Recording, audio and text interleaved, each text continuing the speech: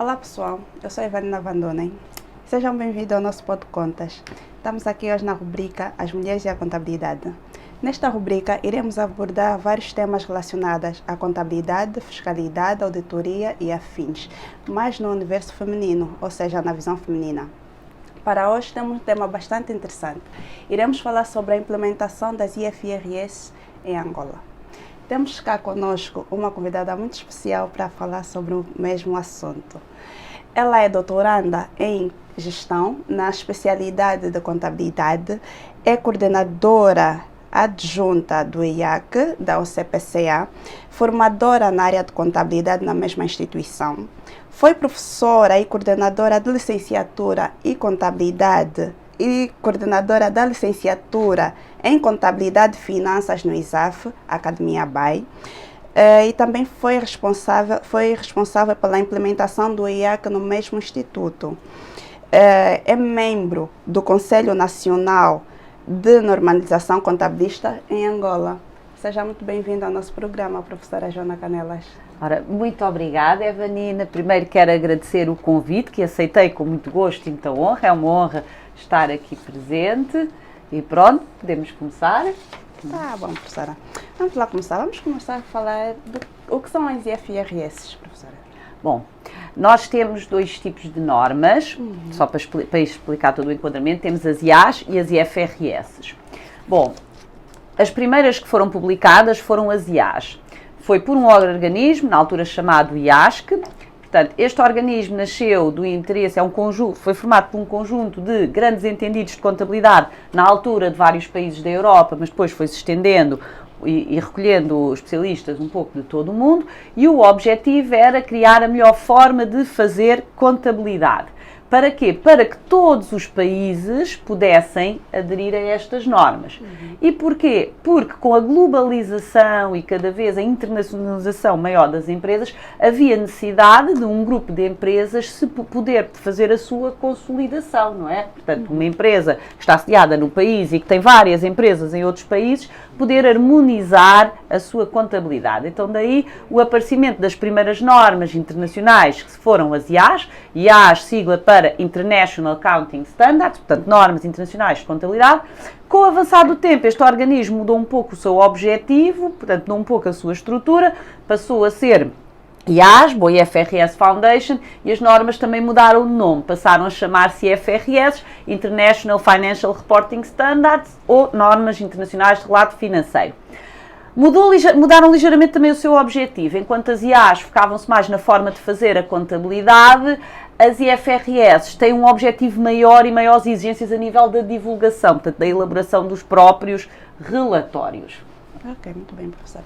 Por que há necessidade de Angola implementar as IAS ou as IFRS? Bem, por alguns motivos, por vários motivos, mas eu vou só citar os principais. Bom, primeiro, porque Angola não é um mundo fechado, portanto, cada vez mais é um mercado aberto, cada vez mais quer atrair confiança de agentes, de investidores externos, da mesma forma que os próprios investidores angolanos querem ir para outros países, não é?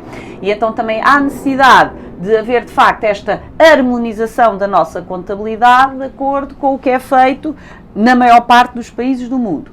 Por outro lado, sabemos que o nosso país, infelizmente, tem alguns problemas, não só uma grande crise económica, mas também fama de ser um país com elevados índices de corrupção, não é?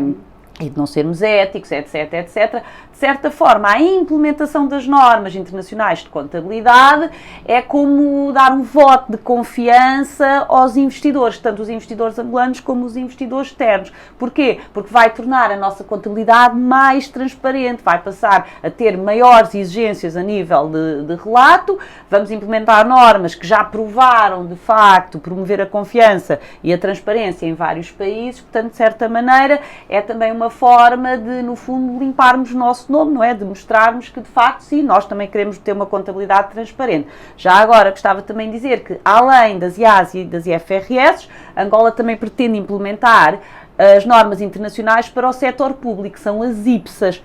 Qual é que é o objetivo? É promover a transparência na contabilidade do setor público, também é muito importante.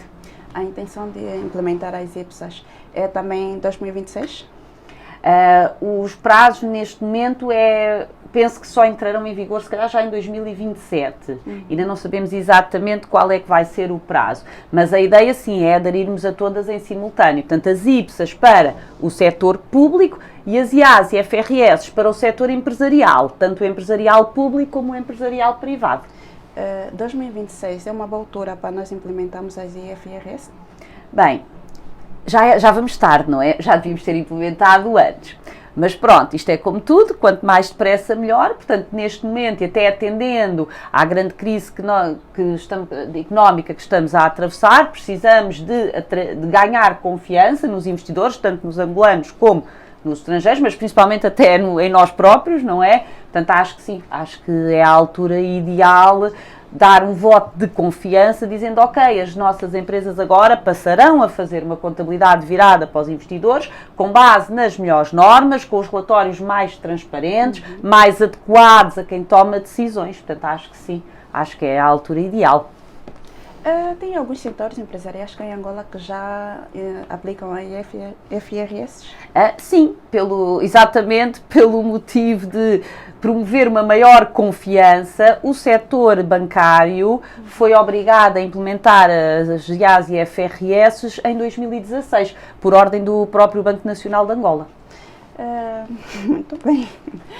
Qual o maior desafio que nós iremos encontrar, contabilistas, empresas, com a implementação das IFRS?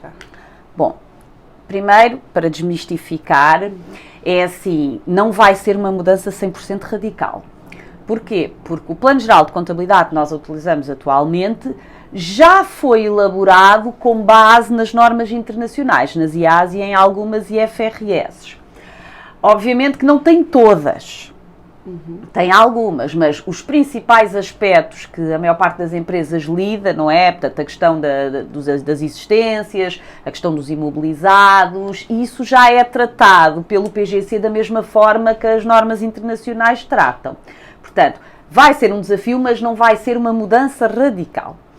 Onde é que vai haver, de facto, grandes desafios? É que as normas internacionais, nomeadamente as IFRS, são muito exigentes a nível de relato. Portanto, a nível de notas às contas, vamos ter que começar a escrever muito mais do que nós atualmente escrevemos. A nível de registros, lá está, as principais operações, possivelmente não teremos grandes alterações, mas a nível de reporte, a nível de notas, sim. Depois, há outras situações que neste caso até vai ser melhor, não é? Porque vão começar a haver vão começar a haver normas, que é as situações que o nosso PGC não cobre. Por exemplo, contabilidade agrícola. O nosso PGC não trata da contabilidade agrícola, o que deixa muitas vezes os próprios contabilistas desta área um bocadinho perdidos sobre a forma como tratar a questão dos ativos biológicos, dos produtos agrícolas, etc. Agora vai haver uma norma específica dedicada ao reconhecimento e mensuração de ativos biológicos ligados à contabilidade agrícola. A questão das locações também é outra questão que o nosso PGC não trata. Eventualmente, os contabilistas tenham que lidar com estas situações, agora vão ter uma norma própria. Depois, temos também a questão que isso é capaz de ser talvez o maior desafio, que é em algumas situações onde vamos ter que aplicar o critério de mensuração do justo valor, que cá em Angola ainda não é utilizado, ok? Se bem que é utilizado para situações específicas, né? Aquelas operações mais correntes das empresas, penso que possivelmente não terão grandes alterações, porque lá está, existências, imobilizados, já usam praticamente os critérios das normas internacionais. Sim, professora. Então quer dizer que o nosso PGC já espelha alguns aspectos relacionados às IFRS. Sim. O que está omisso no nosso PGC que o IFRS dá uma amplitude maior? Bom, pronto. Um exemplo ou dois? Sim, vou dar alguns. Pronto, temos a questão que eu já falei da contabilidade agrícola, portanto, o tratamento dos ativos biológicos, tanto os ativos biológicos de produção, como os ativos biológicos de consumo, como os produtos agrícolas, não tem qualquer tratamento previsto específico no PGC, o que faz com que os contabilistas acabem por tratar um bocado como tratam os imobilizados e as existências e apliquem aquele critério. Agora não, agora vai haver uma norma própria com um critério próprio. A questão das locações, que eu também já falei, não é? Que temos a questão das locações operacionais e financeiras, não é? Que é tratada pela IFRS 16. O nosso PGC também não trata, né? O nosso PGC não dá qualquer tratamento. Depois temos também para os instrumentos financeiros, nomeadamente aqueles que são cotados no mercado, não é? De capitais, que o nosso PGC não prevê tratamento e que agora temos a IFRS 9, provavelmente uma das normas mais complexas com que os contabilistas vão ter que lidar, tem um tratamento específico para todos os instrumentos financeiros.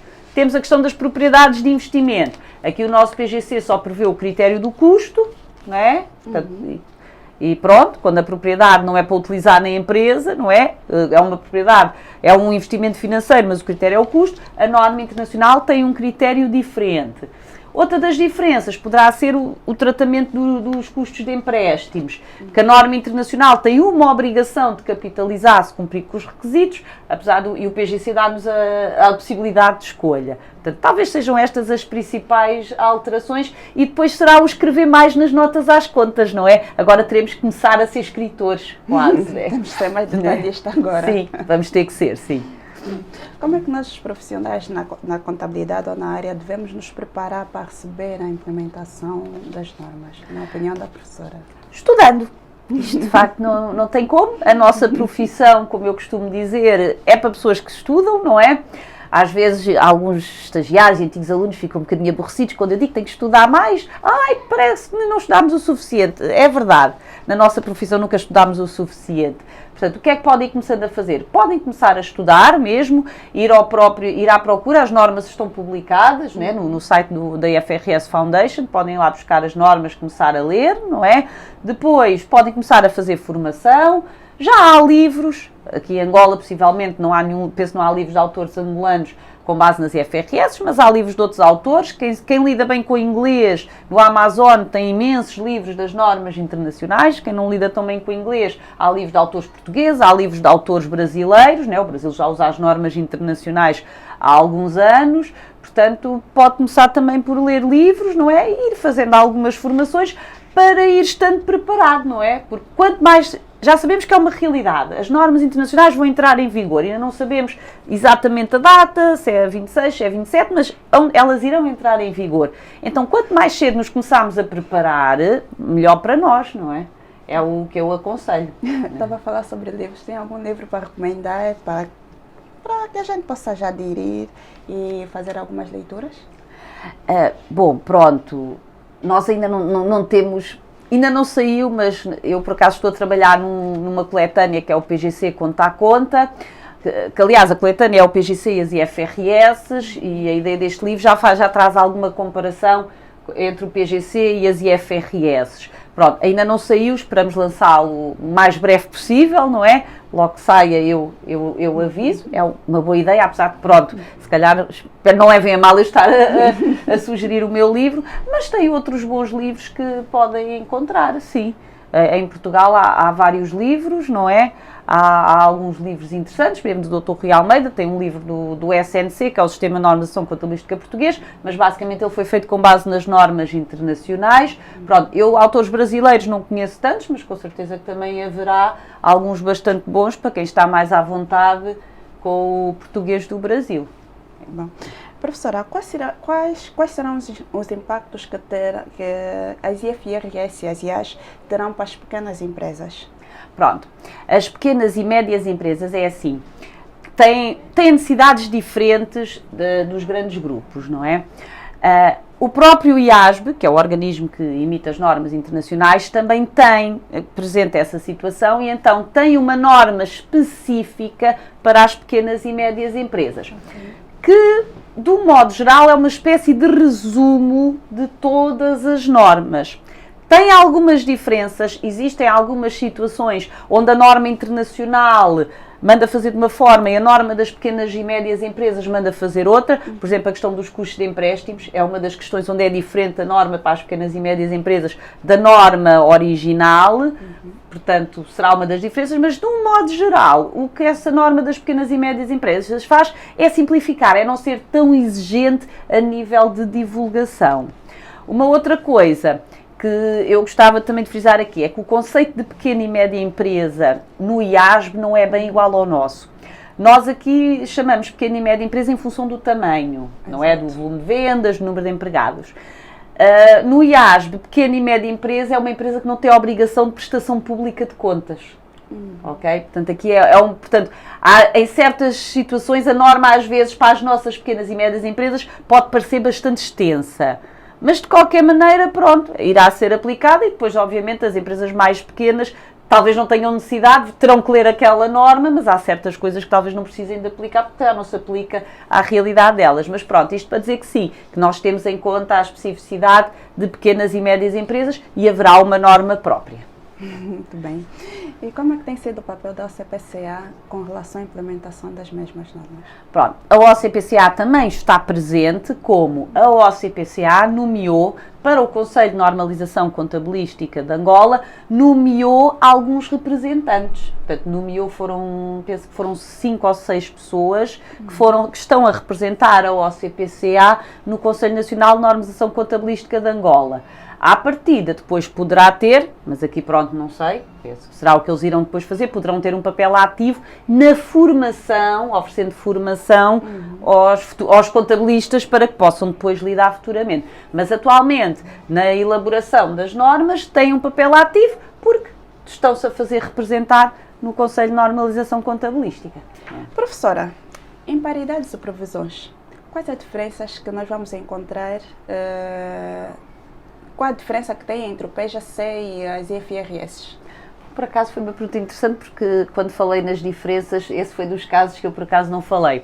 Pronto, o nosso PGC também prevê esta questão das provisões e também prevê as imparidades, mas não exatamente da mesma forma. Quer dizer, o conceito é o mesmo, mas as IAs deixam bem claro. Quando temos um ativo cujo seu valor ficou reduzido, portanto, o valor recuperável do ativo, porque o ativo não deixa de ser um investimento, não é? Eu invisto num determinado ativo com o objetivo de recuperá-lo. No caso da norma internacional, sempre que isto acontece, que há um ativo que está registado por um valor superior ao valor que vamos recuperar, portanto, que ainda vamos ganhar com esse ativo, o ativo está em imparidade. Quando temos uma outra situação de incerteza, onde achamos que vamos ter uma potencial perda, um custo, algo que vai acontecer, portanto, vamos perder algo, por exemplo, teremos que pagar uma indemnização, ou teremos que ter um custo com uma garantia que demos a um cliente, etc. A norma internacional chama provisões. Temos a IAS 36 que trata das imparidades, para além de situações específicas de imparidades específicas que são tratadas nas próprias normas, né? A norma IAS 16 fala dos ativos fixos tangíveis, também fala das imparidades, a norma IAS 2 fala das existências, também fala nas imparidades. Temos depois a IAS 36, que até é uma norma grande e que tem várias instruções específicas sobre como é que se calcula as imparidades, nomeadamente a imparidade dentro de um grupo de ativos, não é? Porque pode acontecer um ativo estar em imparidade, não é? Mas se calhar dentro daquele grupo até pode não estar, ok? Ou outras vezes eu posso não conseguir medir a imparidade de um ativo porque ele pertence a um grupo e sem aquele grupo ele não faz sentido. E então teremos que medir a imparidade do grupo de ativos, né? Mensurar a imparidade do grupo de ativos. Portanto, isto é uma situação específica e a IAS 36 tem várias páginas a explicar isto tudo, até dá vários exemplos. O nosso PGC só explica um bocadinho e baralha um bocadinho os nomes, né? O nosso PGC, por exemplo, se for no caso de imobilizados, diz que é uma amortização extraordinária. No caso de existências e de outros ativos, diz que são provisões. O que baralha aqui um bocadinho o conceito. Porquê? Porque a norma internacional diz que se eu uma provisão é uma situação em que eu estou perante uma potencial perda que vai-me dar origem a um pagamento ou a alguns gastos excepcionais. Não é? A norma internacional diz que se é um ativo que tem o valor diminuído, é uma imparidade. Provisão é quando eu tenho um expectável passivo ou um expectável gasto que vou ter, okay? Dependendo eventualmente de acontecimentos futuros que ainda são incertos. Temos uma norma, a IAS 36 para as imparidades, uma norma para as provisões, que é a IAS 37. No caso do PGC, o conceito de provisão aparece aqui baralhado, porque existe a provisão para diminuir ativos, que é o que nós chamamos de imparidade na norma internacional, mas depois existe a provisão para passivos, que é o que nós chamamos de provisão na norma internacional. E, portanto, o PGC aqui misturou aqui um bocadinho os conceitos. Não vou dizer que se baralhou, mas pronto, fez aqui um mix. No caso das normas internacionais, tanto as provisões como as imparidades estão muito mais detalhadas e falam de muito mais situações, nomeadamente esta questão do grupo de ativos, não é? E com vários exemplos, e a explicar as fórmulas de calcular, como é que se vai chegar, como é que se vai mensurar esta questão do valor recuperável. O PGC fala apenas um bocadinho. Portanto, acaba por nos deixar às vezes um bocadinho confusos como é que vamos determinar a tal imparidade ou a tal provisão.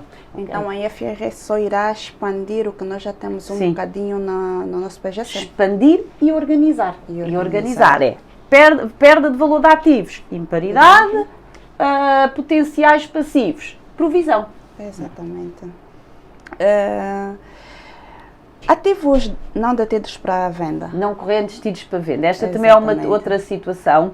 Apesar dessa norma internacional, que é a IFRS 15 ser pequena, tem 6 ou 7 páginas, mas é muito explícita em relação a esta situação.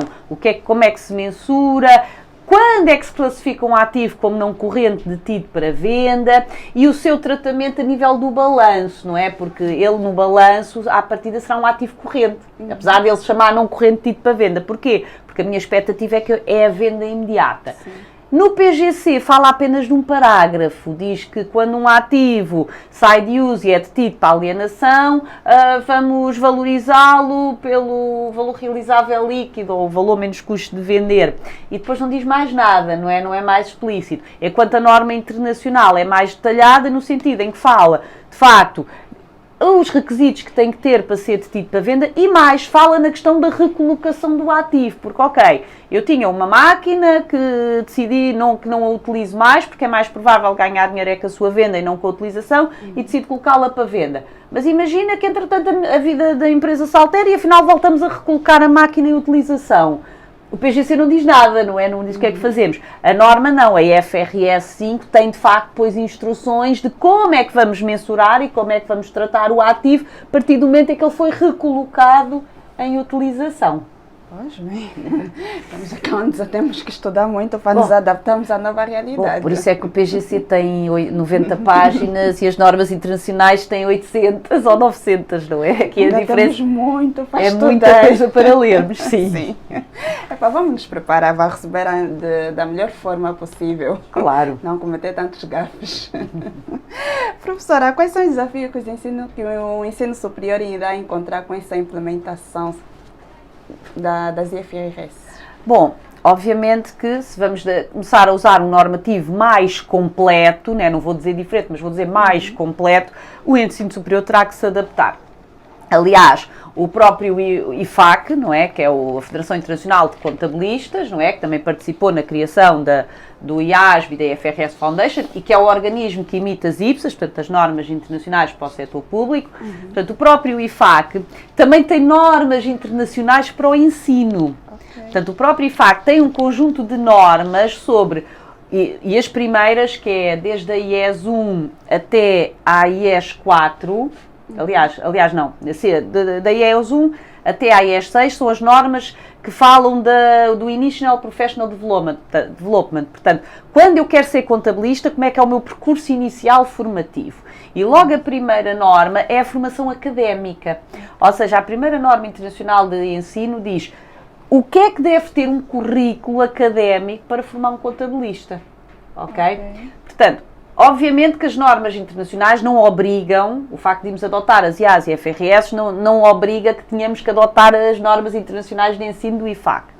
Mas eventualmente teremos que ter isso em conta. Portanto, as universidades, as instituições de ensino superior, terão que se preparar, de preferência de acordo com estas normas, para garantir que o currículo dos futuros contabilistas está o mais adequado possível às exigências das IAS e das IFRS. Então haverá uma possível reforma?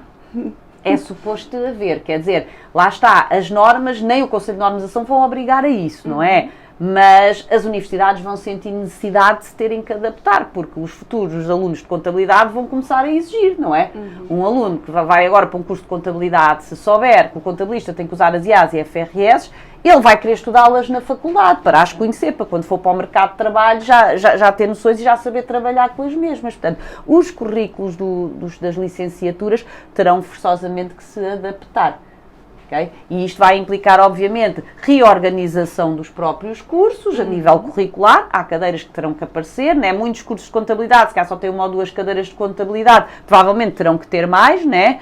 Portanto, a própria forma de ensinar terá que se obrigar os alunos a escreverem mais, porque agora vão passar a escrever bastante quando fizerem as notas às contas. Portanto, há todo um conjunto de skills, né, de competências, que agora os futuros contabilistas, os alunos de contabilidade terão que adquirir. E isto vai implicar também, não só a reorganização dos cursos, mas até a formação dos próprios professores, porque os próprios professores terão que aprender as normas, porque depois vão ter que as ensinar, não é? Exatamente. Professora, que conselho nos deixa para a futura realidade que vai ser implementada?